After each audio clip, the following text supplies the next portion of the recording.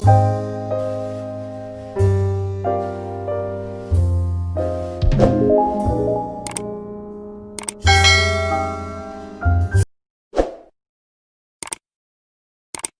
तक व्यक्ति अपने जीवन के अंदर त्याग और बलिदान नहीं करता है, तब तक वह अपने जीवन के अंदर इतिहास के सुनहरे पृष्ठों का सृजन भी नहीं कर पा सकता है।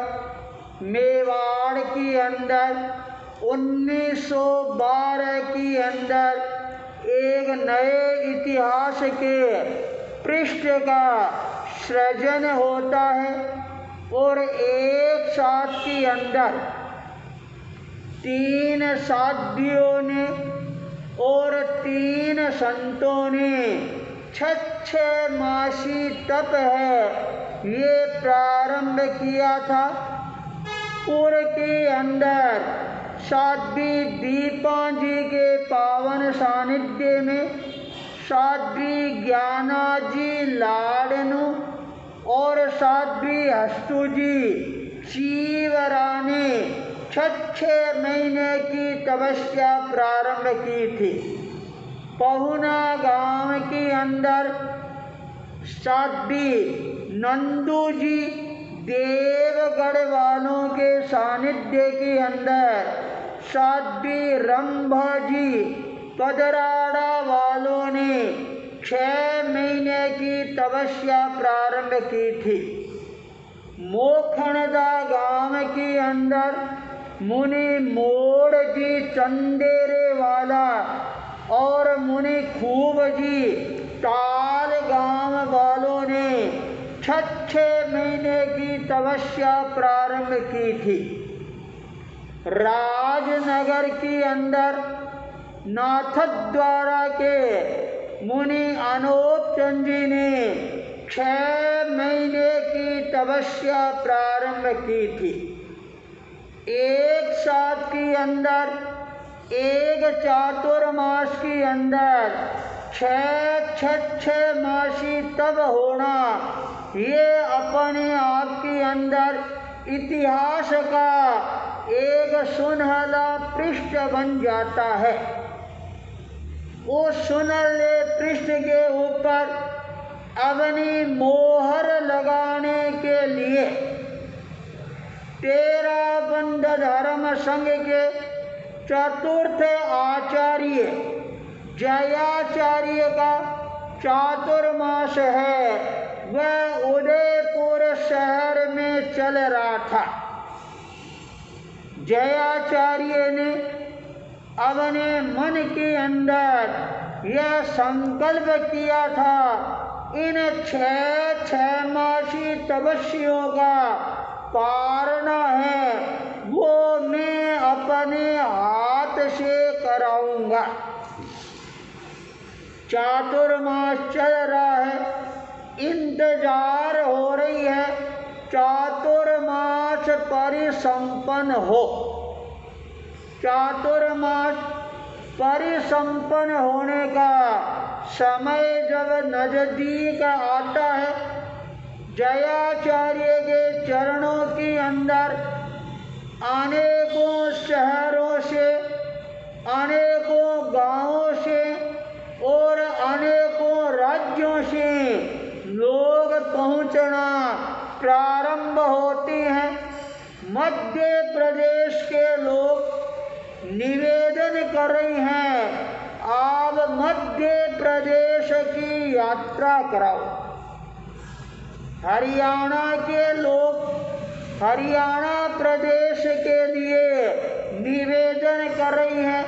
थली प्रदेश के लोग थली पधारने के लिए निवेदन कर रहे हैं। मारवाड़ के लोग मारवाड़ पधारने के लिए निवेदन कर रहे हैं और मेवाड़ के लोग मेवाड़ के इन गांवों के अंदर परिभ्रमण करने का निवेदन कर रही है। निवेदन करने का अधिकार है।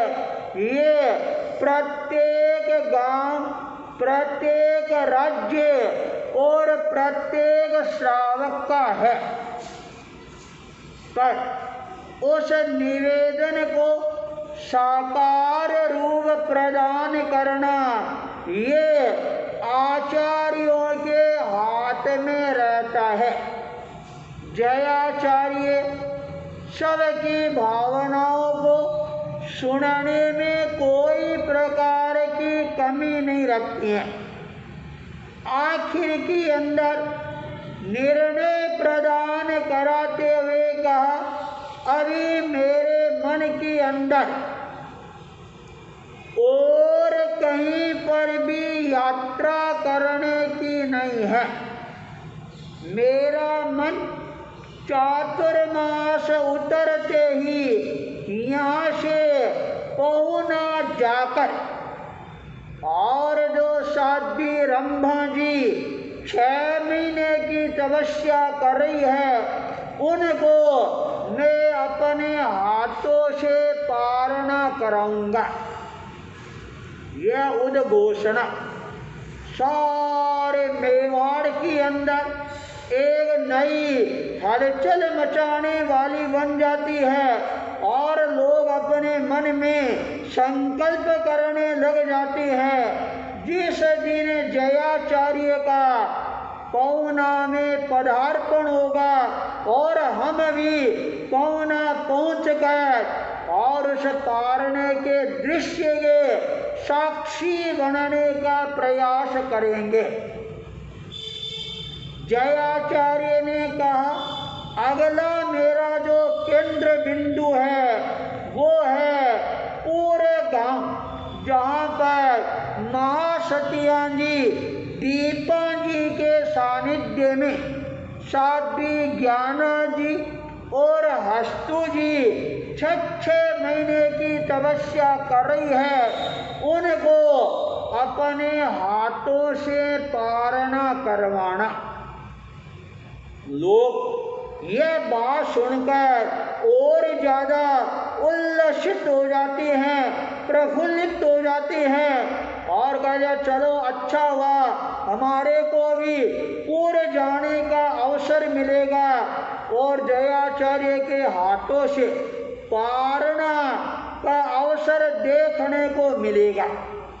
जयाचार्य ने कहा, अगला मेरा जो लक्ष्य है वो है मोक्षणदा गांव, जहाँ पर मुनि मोड़ जी और मुनि खूब जी 6 महीने की तपस्या कर रही हैं, उनको पारणा करवाना।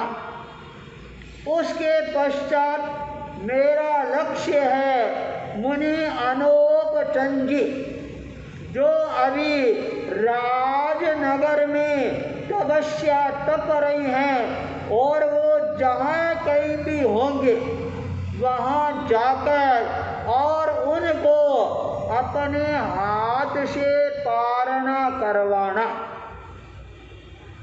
जयाचार्य की ये उद्घोषणा पूरे मेवाड़ के अंदर एक नई प्रसन्नता की अनुभूति है वह कराने वाला बन जाता है।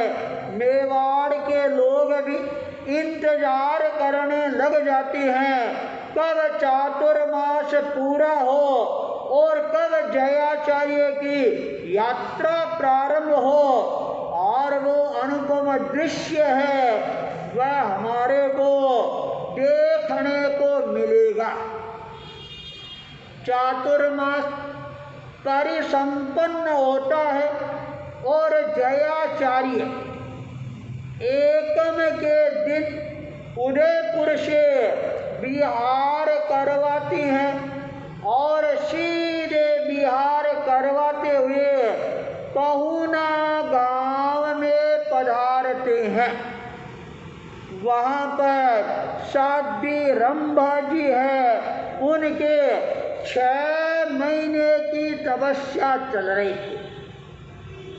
साध्वी रंभा जी का यह दृढ़ मनोबल देख कर और साध्वी नंदू जी देख गढ़ वालों के मन में विचार आता है, अरे मैं अगवानी हूँ और कुछ नहीं करी, और ये 6 महीने करी है। अरे नंदू, तेरे को भी तो कुछ करना चाहिए। अंतःकरण के अंदर भावनाओं का जागरण होता है, और साथ ही नंदू जी ने 1 महीने की तपस्या है वह करने का संकल्प है, ये अभिव्यक्त किया। यह सुनकर पहुना के लोग और ज्यादा आश्चर्यचकित रह जाते हैं, और साध्वी का 1 महीने का कारण है वह सानंद संपन्न हो जाता है। 6 मासी तब है वह आगे से आगे प्रवर्धमान बना हुआ है। जयाचार्य का जिस दिन पहुना में पहुंचना होता है, और उसी दिन साध्वी रंभा जी के 6 महीनों की तपस्या पूरी होती है। जब जयाचार्य पधारती है और सारा मेवाड़ है वह एक तरह से पहुना के अंदर उमड़ पड़ता है। जयाचार्य बहुत ही प्रसन्न मुद्रा में साध्वी नंदू जी के स्थान पर पधारती है। साध्वी नंदू जी ने जयाचार्य का स्वागत किया, और तपस्वी साध्वी रंभा जी जब यह पता लगा जयाचार्य मेरे पर अनुकंपा करवा कर और उदयपुर से यहाँ पर वारणा करवाने के लिए पधारी, उनका मन हर्ष विभोर बन जाता है। और जब जयाचार्य पधारती हैं वो एकदम यूं खड़ी होने लगती है। जयाचार्य ने हाथ से इशारा किया, अरे तपस्विनी बैठी रहो, बैठी रहो, बैठी रहो। जयाचार्य तपस्विनी के पास में पहुंचती हैं और कह दिया, बोलो तपस्या की सुख साता है। साध्वी रंभा जी ने विनम्रता के साथ में झुकते हुए निवेदन किया, अरे प्रभु, जब आपका पदार्पण हो गया, अब मेरे सुख साता में कोई कमी रहेगी क्या? जयाचार्य बातचीत कर रही हैं और बाहर लोगों की भीड़ है, वह एकदम उमड़ती जा रही है। लोग उस दृश्य को देखने के लिए एक दूसरे से आगे बढ़ती हैं, हलचल प्रारंभ हो जाती है।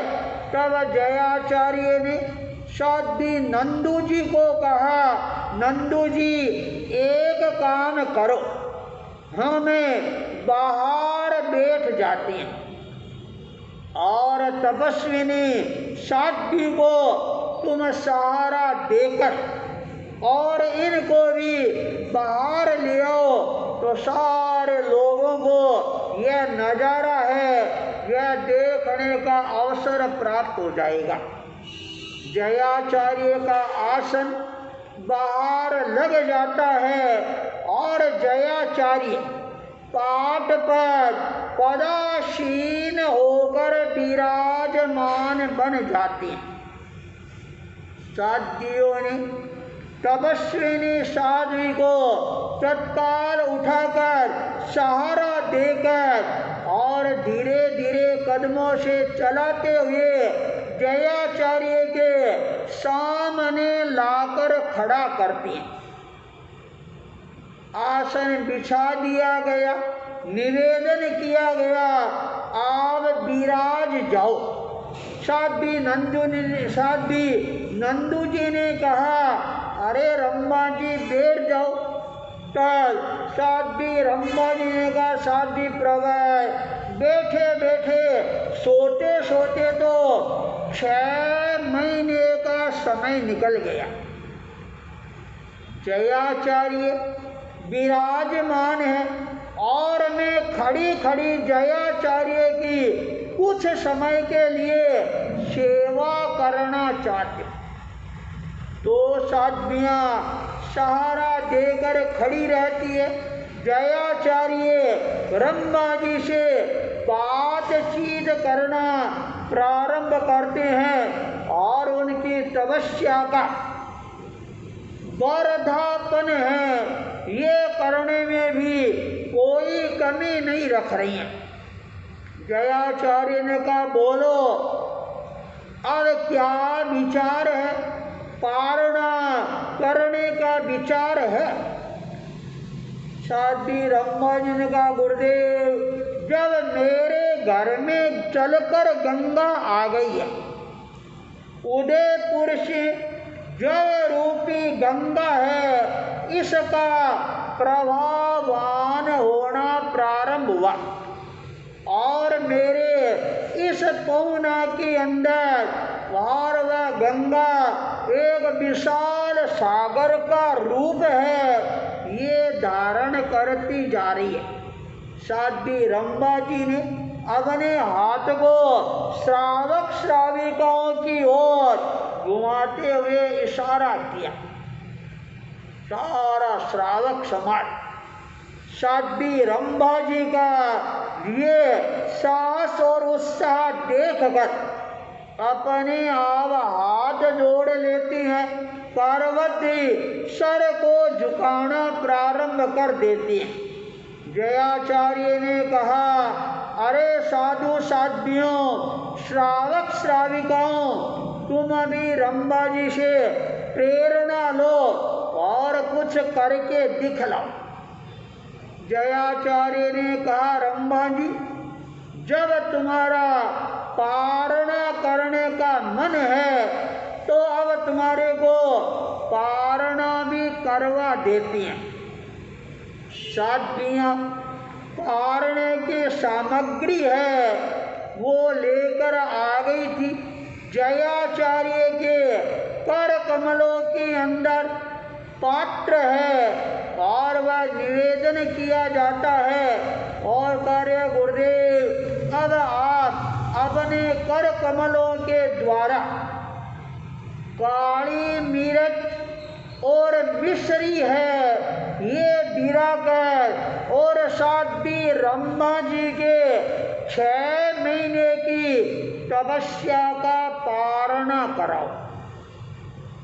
जयाचार्य पात्र अपने हाथ में लेती हैं, काली मिर्च और मिश्री अपने हाथ में लेते हैं और अपने इष्ट बल का स्मरण करने के साथ और वो पदार्थी साध्वी रम्मा जी के हाथों के अंदर प्रदान करवाते। साध्वी रम्मा जी अपने दोनों हाथ है वो आगे कर देती है और वह पारने का दृश्य लोगों को भगवान महावीर की स्मृतियां हैं वो ताजा कराने वाली बन जाती है। और वहाँ पर तो भगवान महावीर ने और बहुत लंबी तपस्या की, चंदना के यहाँ पर पधारे और चंदना ने अपने हाथों से भगवान महावीर को उड़द के 3 दिनों के बासी बाकुले हैं वो दान देकर और भगवान का अभिग्रह और तपस्या का पारणा करवाया था। और आज उल्टा हो रहा है, तपस्या करने वाली है साध्वी रम्मा जी और पारणा करवाने वाली है उनके भगवान जयाचार्य और उस तारने की जो साक्षी है वो बन रही हैं। वहाँ पर उपस्थित साधु साध्वियाँ और श्रावक और श्राविकाएं। जब जयाचार्य ने कहा, लो नंदू जी, अब अपनी तपस्या का पारणा करो।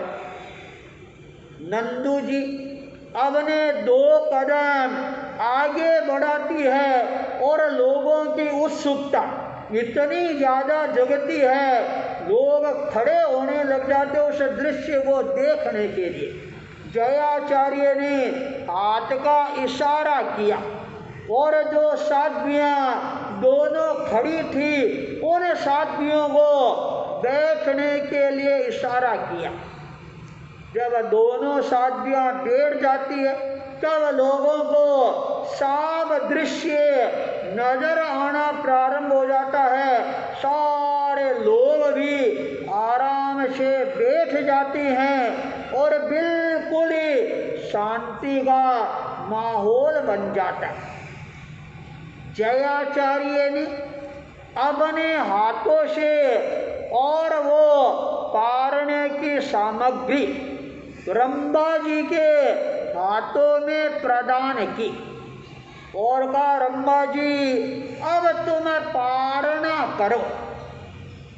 रंबा जी का कण कण है वह पुलकित हो जाता है, हर्षित हो जाता है और उस पारने को अपने हाथ में लेकर और पहले अपने मस्तक पर चढ़ाती है। उसके बाद में 5 नौकार मंत्र है। इसका स्मरण करने के बाद जयाचार्य को वंदना करके और साध्वी नंदू जी का आभार प्रकट करके और साध्वी रंबा जी ने जब वो काली मिर्च और मिश्री है वो अपने मुंह के अंदर रखने का प्रयास किया, सारे लोग वो देख रहे हैं और चारों तरफ से जय जयकार की जय ध्वनियां हैं वह गूंजनी प्रारंभ हो जाती है। जयाचार्य की जय हो, तपस्विनी साध्वी रंबा जी की जय हो और वातावरण चारों तरफ जय जय के नाद से गुंजायमान होना प्रारंभ हो जाता है और वह अनुपम दृश्य जयाचार्य को बड़ा मन भावन लग रहा है। और जयाचार्य अपने मन में सोच रहे भी, चलो जैसा मैंने अपने मन में संकल्प किया था और आज वह एक संकल्प है, कौन आकर और साध्वी रंबा जी को अपने हाथों से पारणा करवा कर और 6 मासी तपस्या का वर्धापन है वह मैंने कर लिया है। जयाचार्य जब पुलकित होती हैं, हर्षित होते हैं तो सब लोगों के चेहरे पर अपने आप ही नई मुस्कान है वह तेरनी प्रारंभ हो जाती है और जयाचार्य उस समय अपना प्रेरणा पाठेय है वह प्रदान करवाते हैं और कहते हैं, देखो तपस्या के अंदर कितनी ताकत और शक्ति होती है और यह चुंबक की तरह हर एक को अपनी ओर आकर्षित करने वाली और खींचने वाली बन जाती है। साध्वी रंबा जी की तपस्या और उन्होंने हमारे को ठेर उदयपुर से चुंबक की तरह खींच कर और आपके पहुना की धरा पर पहुंचा दिया। और आज इस मेवाड़ के अंदर इसी पहुना की धरा पर ये इतिहास का एक नया सुनहला पृष्ठ है, ये अंकित हो रहा है और हमेशा हमेशा के लिए पहुना शहर है सब लोगों के लिए यादगार बन जाएगा। 6 मासी तपों के अंदर पहले 6 मासी तप का पारण करने का अवसर है और वह अवसर मिला पहुना शहर को और साध्वी रंभा जी को। तो आज हमने पहुना में आकर जो एक हमारे मन में स्वप्न संजोया हुआ था और उस स्वप्न को साकार रूप प्रदान करते हुए मन के अंदर परम प्रसन्नता की अनुभूति हो रही है। जयाचार्य का ये प्रेरणा पाठे पहुना के श्रावक समाज के अंदर एक नए उत्साह का संचार करने वाला बन जाता है। सारे पहुना के श्रावक श्राविकाएं खड़े हो जाते हैं, जयाचार्य का आभार मान रही हैं कि आपने इतनी लंबी यात्रा करके और साध्वी रंभा जी के स्वप्न को साकार बनाया और हमारे यहाँ पर हजारों साधार्मिक भाइयों का यहाँ पर आना हुआ, वरना इस पहुना के अंदर कौन आता है। पर आज इतने साधार्मिक भाइयों को बहनों को देखकर पहुना का श्रावक समाज है यह भी गौरव की अनुभूति कर रहा है और सारे समाज के अंदर एक नया माहौल बन जाता है। और उस समय पहुना नगर के अंदर जयाचार्य के द्वारा यह एक नए इतिहास के पृष्ठ का सृजन करने का अवसर है, यह अवसर प्राप्त हो जाता है और यह सुनहला पृष्ठ हमेशा हमारे को प्रेरणा प्रदान करने वाला बन जाएगा। जयाचार्य पारणा करवाते ही खुद घोषणा करते हैं, अब मेरे को यहाँ से बिहार करके और पूर्व में जाकर और जो महान 2 तपस्विनी हैं उनको 6 महीने की तपस्या का पारणा करवाना है। जयाचार्य पहुना में सुनहले पृष्ठ का सृजन करने के बाद अब अपने कदमों को पूर्व की ओर गतिशील बना देते हैं और वहाँ पर जयाचार्य कोर से और उज्ज्वल से उज्ज्वलतम नए पृष्ठ का सृजन करेंगे। ये हमारे मन में भी एक उत्सुकता है, सुनने वालों के मन में भी उत्सुकता है, जयाचार्य के मन में भी उत्सुकता है और जयाचार्य पढ़ा रही हैं पूर्व की ओर इतिहास का सुनहला एक नया और पृष्ठ है वह अंकित करने के लिए इसी मंगल भावना के साथ ओम अरहम।